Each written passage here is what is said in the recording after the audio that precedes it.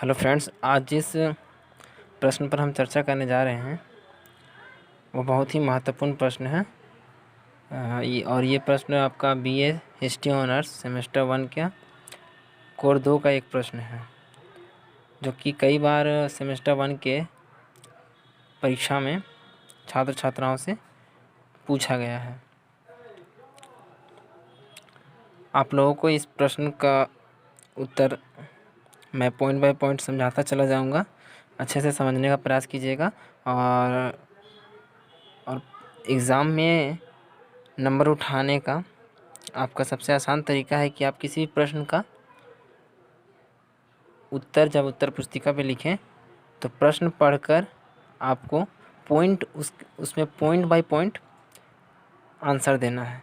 इससे क्या होता है कि जो एग्ज़ामिनर होते हैं उन पर आपके उत्तर पुस्तिका का प्रभाव ज़्यादा पड़ता है। तो चलिए देखते हैं वो कौन सा प्रश्न है। ये कोर 2 का एक प्रश्न है जो कई बार पूछा गया है और पूछा जाता है सेमेस्टर 1 के एग्ज़ाम में। फ्रांसीसी क्रांति की देन पर एक निबंध लिखें। जैसा कि आपको प्रश्न पढ़ते ही समझ जाना है कि यहाँ पूछा क्या जा रहा है। यहाँ पूछा जा रहा है आप लोगों से कि फ्रांसीसी क्रांति की देन पर एक निबंध लिखें। तो फ्रांसीसी क्रांति जो हुई थी उसकी क्या क्या कारण थे, किस अवधारणा पे फ्रांसीसी में क्रांति उत्पन्न हुई और वो किस चरम तक गई, उसमें किन किन कारणों का योगदान रहा, हमें ये बताना है। तो मैं आप लोगों को पॉइंट बाय पॉइंट समझाऊंगा, तो ध्यान से इसे समझते चले जाइएगा। तो चलिए शुरू करते हैं।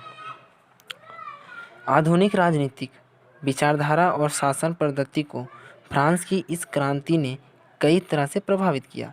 जिन 3 सिद्धांतों के लिए क्रांति छेड़ी गई वे मानव समाज के लिए धरोहर हैं: स्वतंत्रता, समानता और बंधुत्व। ये 3 नारे थे। ये बहुत ही इम्पोर्टेंट है फ्रांसीसी क्रांति के लिए। जो क्रांति छेड़ी गई थी मानव समाज के लिए, ये 3 जो पॉइंट थे वो धरोहर माना गया। ये 3 पॉइंट पे ही क्रांति चली थी फ्रांसीसी क्रांति। तो पहला पॉइंट क्या था? स्वतंत्रता। दूसरा पॉइंट आपका था समानता। तीसरा था बंधुत्व। ये इसी 3 पॉइंट को हम पॉइंट बाय पॉइंट कर देते हैं और इसके बारे में कुछ जानकारियाँ हर पॉइंट में हम लिखते चले जाएंगे तो हमारे लिए अच्छा होगा। जैसे कि पहला जो कारण था स्वतंत्रता। तो चलिए स्वतंत्रता पर चर्चा करते हैं। फ्रांस में क्या थी स्वतंत्रता की अवधारणा? फ्रांसीसी समाज ने ऊंच नीच और अमीर गरीब की खाई खोद कर बहुत तरह की दूरी कायम कर दी थी। अगर सब एक समान पैदा होते हैं तब सभी लोगों को एक समान रूप से स्वतंत्रता मिलनी चाहिए। क्रांति ने यह पहला नारा दिया। स्वतंत्रता की आग ने कई देशों में आज़ादी का संघर्ष छेड़ दिया। मानव अधिकारों की घोषणा क्रांति की पहली विशेषता और सफलता मानी जाती है। और जो दूसरा पॉइंट आपका था वो था समानता। क्रांति से पहले फ्रांस का समाज कुलीन वर्ग, पादरी वर्ग और साधारण वर्ग में बटा हुआ था, किंतु क्रांति के बाद कानून के समक्ष अमीर और गरीब सब एक हो गए। दास प्रथा समाप्त हो गई। शासन व्यवस्था में कुलीन वर्ग व पादरी वर्ग के विशेषाधिकार समाप्त कर दिए गए। इसकी समानता का जो अधिकार था वो पहले समाज कितने भागों में बटा हुआ था? 3 भागों में बटा हुआ था वहाँ, कुलीन वर्ग, पादरी वर्ग और साधारण वर्ग में। लेकिन जब क्रांति हुई तो सब एक हो गए। इनकी जो वर्ग था वो बटा हुआ था वो सब एक हो गए क्रांति के समय। ठीक है। और कुलीन वर्ग व पादरी वर्ग के विशेषाधिकार को समाप्त भी कर दिया गया था क्रांति के समय। अब जो तीसरा पॉइंट आपका आता है वो बंधुत्व। फ्रांस की क्रांति केवल फ्रांस की जनता के लिए नहीं छेड़ी गई थी, बल्कि यह पीड़ित मानवता की रक्षा के लिए अपनाया गया एक अस्त्र था जिसका असर पूरे यूरोप पर पड़ा था। इस प्रकार फ्रांस के लोग हर देश के क्रांतिकारियों को अपना भाई समझते थे। बंधुत्व की भावना ने एकता और संगठन को बल दिया। जैसा कि ये तीसरा जो पॉइंट है बंधुत्व से ही हमें पता चलता है कि जोड़ना, एक दूसरे को जोड़ कर रखना। ठीक है। ये जो तीसरा पॉइंट बहुत इम्पोर्टेंट है। तो जो फ्रांस का जो क्रांति हुआ वो केवल फ्रांस के लिए नहीं सबक था, वो पूरे यूरोप के लिए सबक बन चुका था और पूरे यूरोप में जो एक माहौल चल पड़ा था फ्रांस को लेकर, तो जगह जगह उसी अवधारणाओं को जन्म दिया जा रहा था और क्रांति उत्पन्न हो रही थी। और फ्रांस के अलावा उसके पड़ोसी देशों में भी अगर कोई क्रांतिकारी उत्पन्न होता था तो उसे उन क्रांतिकारियों को भाई समझा जाने लगा था। में एक एकता का भावना और संगठन का भावना उत्पन्न हो चुका था। ये आपको जो 3 पॉइंट मैंने बताया ये इम्पोर्टेंट पॉइंट है। इन्हीं 3 कारणों से फ्रांस की क्रांति हुई और जो फ्रांस की क्रांति का जो नींव था यही 3 कारण थे। अब आ जाते हैं, आप अगला पॉइंट ये कर सकते हैं, सामंती प्रथा का अंत। क्रांति से पहले फ्रांस की समाज का आर्थिक ढांचा शोषण पर टिका था। सामंत ही शासन के मुख्य पात्र थे। वे गरीब जनता पर शोषण और जुल्म कर रहे थे। बंधुआ मजदूर व खेती की परंपरा हटा दी गई। चर्च को दशांश कर वसूलने का अधिकार था, उसे भी समाप्त कर दिया गया। फ्रांस की क्रांति ने सामंतवाद को समाप्त कर दिया। जैसा कि दशांश क्या है, यहाँ पे चर्च को दशांश वसूलने का अधिकार था, मतलब चर्च को दशांश यानी कि कर वसूलने का अधिकार था। फ्रांस में उसे दशांश कहा जाता था, उसे कर को। अब अगला पॉइंट जो आपका आ जाएगा, धर्मनिरपेक्षता का जन्म। फ्रांस की क्रांति के पहले यह मान्यता थी कि हर चीज़ धर्म के अधीन है। धर्म के नाम पर अत्याचार और शोषण बढ़ता चला गया, जो धर्म को भी बदनाम करती गई।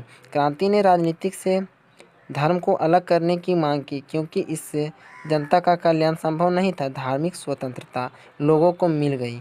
नागरिक किस धर्म को ग्रहण करे, इससे किसी को कोई मतलब नहीं था। प्रजा किसी भी धर्म को मानने के लिए स्वतंत्र थी। इस तरह फ्रांस की क्रांति ने धर्मनिरपेक्षता को जन्म दिया। यानी कि धर्मनिरपेक्षता से हमें पता चलता है कि किसी एक धर्म को ज़्यादा महत्व नहीं दिया जाना चाहिए। धर्मनिरपेक्षता का मतलब यही हुआ, सारे धर्म का सम्मान करना। तो इसी प्रकार फ्रांस में भी था। जैसा कि धर्म को प्राथमिकता वहाँ नहीं दिया जाने लगा, क्योंकि जनता का कल्याण धर्म से संभव नहीं था, ऐसा माना जाने लगा था फ्रांस में। और धार्मिक स्वतंत्रता के लोगों को उतनी स्वतंत्रता दी गई कि वे सभी धर्म को मान सकते हैं। किसी भी व्यक्ति को किसी धर्म के मानने पर दबाव नहीं दिया जाता था, वो किसी भी धर्म को मान सकता है। इस तरह फ्रांस की क्रांति में धर्मनिरपेक्षता को जन्म मिला। ठीक है, तो ये जो पॉइंट था, आप इस तरह और अगर ज़्यादा पॉइंट आप करना चाहें तो आप किसी लेखक का भी लिख सकते हैं। आप किसी लेखक का भी इसमें आप विवरण दे सकते हैं कि लेखक के द्वारा भी फ्रांसीसी क्रांति किस प्रकार योगदान रहा। जैसे कि मॉन्टेस्क्यू हो गए, वॉल्टेयर हो गए, ये सभी लेखक जो थे वो फ्रांसीसी क्रांति में उनका भी बहुत बड़ा योगदान रहा था अपने लेख के माध्यम से। तो अगर ज़्यादा आप लंबा करना चाहते हैं तो किसी एक लेखक का लिख सकते हैं योगदान। जैसे कि एक लेखक और विचारधारक का आप इसमें डाल सकते हैं, रूसो का। रूसो क्या सोचते थे, फ्रांसीसी क्रांति में उनका क्या योगदान रहा। इस युग के विचारों में सबसे महान रूसो था। वह जेनेवा के एक घड़ी साज का पुत्र था। उसकी शिक्षा बड़ी साधारण थी, उसका मस्तिष्क रचनात्मक था। अपने युग का वह सर्वश्रेष्ठ लेखक और विचारक साबित हुआ। वॉल्टेयर के लेखों में बुद्धि की प्रधानता थी, लेकिन रूसो भावना प्रधान था। वॉल्टेयर जिस सत्ता का आदर करता था, रूसो ने उसे नष्ट कर दिया। इसका आधारभूत सिद्धांत यह था कि प्राकृतिक मनुष्य संभवतः अच्छा होता है। सभ्यता और नई संस्थानों ने इसका पतन कर दिया है। रूसो मनुष्य को सभी बंधनों से मुक्त करना चाहता था। उसका सिद्धांत था कि जनता ही सर्वोपरि है, समस्त सत्ता उसी के हाथ में होनी चाहिए, किसी एक व्यक्ति या वर्ग के हाथ में नहीं होना चाहिए। तो इस प्रकार एक रूसो जो थे वो लेखक थे, वो उन्होंने अपनी लेखक के माध्यम से किस प्रकार फ्रांस की क्रांति में अपना योगदान दिया, लोगों को प्रोत्साहित किया। तो इसी प्रकार अगर आप अपने उत्तर पुस्तिका में प्रश्नों का उत्तर पॉइंट बाय पॉइंट देते हैं तो अपने परीक्षाओं में आप अच्छे अंक ला सकते हैं। तो इस वीडियो को अधिक से अधिक लोगों तक शेयर करें ताकि उन्हें भी ये जानकारी मिल सके। और अगर आपने मेरे YouTube चैनल को अब तक सब्सक्राइब नहीं किया है तो बगल में रेड बटन है, उसे प्रेस कर लें, सब्सक्राइब करके मेरे इस यूट्यूब चैनल से जुड़ जाएं और बेल आइकन को भी प्रेस कर लें ताकि हमारी हर नई वीडियो आप तक सबसे पहले पहुंचे। तो आज के लिए इतना ही, फिर मिलते हैं अगले वीडियो में। शुक्रिया।